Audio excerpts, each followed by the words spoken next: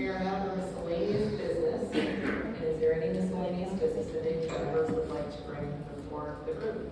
Yes, ma'am. Yes, ma'am.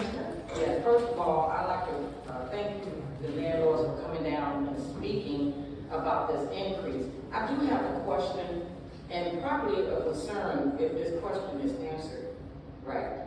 So this increase would mean that you would be increasing metropolitan housing? Member Smith, that is correct. Okay, now, metropolitan houses has been tax exempt and property exempt, so why now are we increasing metropolitan housing? And let me tell you why I have a concern about that. Because metropolitan housing is low income, possibly no income, and now you want to increase metropolitan housing. Then metropolitan housing is going to increase the residents' rent. So Member Smith, I've had this conversation with every council member prior to this.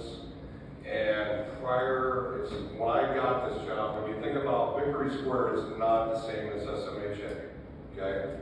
Okay, no, I wasn't speaking of Victory Square, I was speaking of Stark Metropolitan Housing. I know. And the reason why I was speaking about it, because the vast majority of Ward 4 and Mr. 6 has metropolitan housing. I don't want that to look like that's singled out, them two wards being singled out and get this tax increase. And we do have our director of metropolitan housing here tonight, because that was going to be my question to her. So when they get this tax increase, no disrespect, but my concern is, once this increase becomes to metropolitan housing, then there's a possibility that they're going to have to increase these low income residents' rent.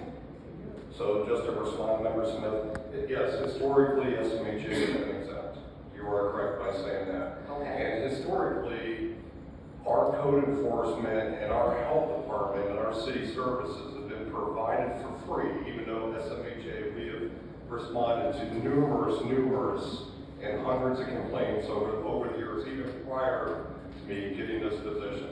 I can't, now just to finish, I can't, since I've had this job for the last 10 months, I can count probably 30 to 40 emails that I've gotten from complaints from SMHA units that we had to have our building department, our code enforcement officers come and respond. And we have historically been providing free services, okay? Now, I understand that SMHA is low-income housing, but so with Victory Square. So I know we're not, Chris. I know we're not. Okay. But we have historically been providing free services, and what the administration and myself are proposing is yes, to raise registration fees. Now, but also have a registration fee for SMHA at $80. So when you think about, if you divide that times 12 months, you're talking about $6 and some change. We have been basically surviving on the same amount of money for the building department for the last 8 years. Now I know there's a lot of landlords that are here not to talk about SMHA, okay, that are concerned about raising the registration fees. Right, I was going to talk about that. But the position that I am taking, Chris, is that basically we have been providing free services to SMHA. Now, if there were no issues with SMHA, I would by no means wouldn't even be bringing this up. Have you addressed the issues with metropolitan housing? And we did have a conversation with Anita today, and that's why we're postponing this till next week. To have to sit down and have the time to have a conversation. So, and I But hopefully. you haven't had a conversation with them prior to today? Because we were supposed to vote on it. No, I have not. Oh. Well, let me tell you my stance on this. I will not be supporting that. I really will not. And I think the landlords, the ones that have spoke, I appreciate you coming down to speak on it. But I feel that it needs to be addressed more. I think that we should have went to metropolitan housing, and forgive me for speaking about metropolitan housing, but the reason why I do is because that's my ward. And I speak for my residents. And I don't want them to have to, it's bad enough, the economy, the way it is now, that they can barely pay their rent now. Come on now. And Come on now. Talk about it. I'm just saying, because I just don't feel it's fair. You know, and they've been exempt all these other years, and then now we come at a time like this, and I just don't feel it's fair. And They want them I to move appreciate out. Ms. White coming down and speaking to me about Skyline Terrace, and I will check on that tomorrow. I appreciate that. And I sent you the photos. Yes, and so I will not be supporting this increase. Member Smith, I respect your position, but I also, is it fair to every other landlord that's in this room that we're charging registration fees to them? Well, And not SMHA. you probably shouldn't be charging the landlords either. I mean, but there are good landlords and there are bad landlords, don't get me wrong. There are good landlords and there are bad landlords, but you can't, you know, do the good ones, what you really need to be doing for the bad ones. And that's just my theory on that. I don't think it should be.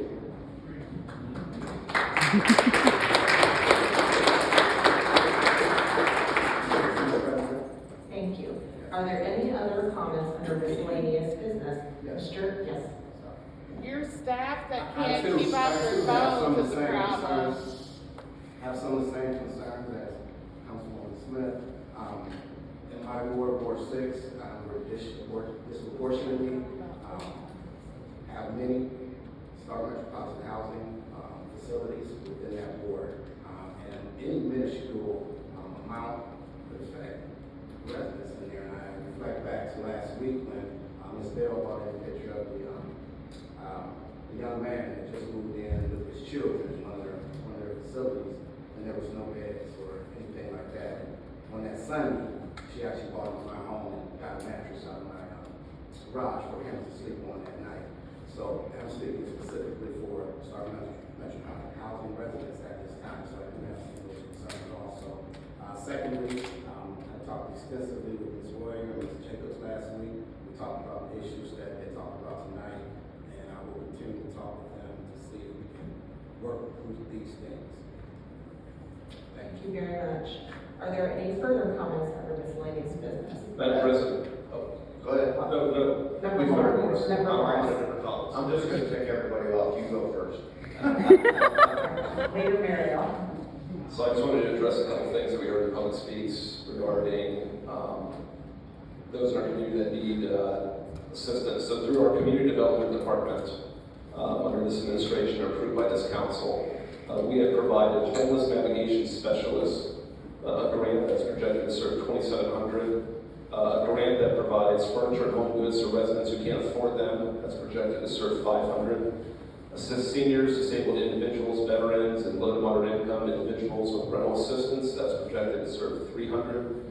A grant to create a training center to recruit and train low to moderate income residents in construction, the construction industry, that's projected to serve 1,692. We allocated $750,000 to the Parkway Loft project that will build 42 affordable housing units in the city. We've provided money for emergency shelter operations in Canton that's projected to serve 200. Funding that would provide housing for wounded and disabled veterans projected to serve 63. Totaling serving 5,455 people estimated in this community. And those projects, along with others like that, account for $2.75 million. That's just for this year. So if anybody needs some assistance or any of those programs sound like something that you or someone who you know needs help, start by contacting our community development department. They can hopefully get you in the right, point you in the right direction. Thank you. Thank you, Leader Mariel. Now, Member Morris. Okay, so just for the record, I'll be in Virginia next Monday on a job site, so I will not be attending. So that will give all of you plenty of time to calm down and not be so upset with me. Because I am going to piss you guys off. I've sat down here for years and watched us follow mayors. And we followed these mayors to the gates of hell. Wrong, right, or indifferent, boy. I. But tonight, the city law director circumvented your own damn rules. Approved something that requires council approval. And some of you paused. You didn't want to vote for it because something inside of you said, this is wrong. You're damn straight it's wrong. For years I've been saying this. This is a strong council, weak mayor form of government.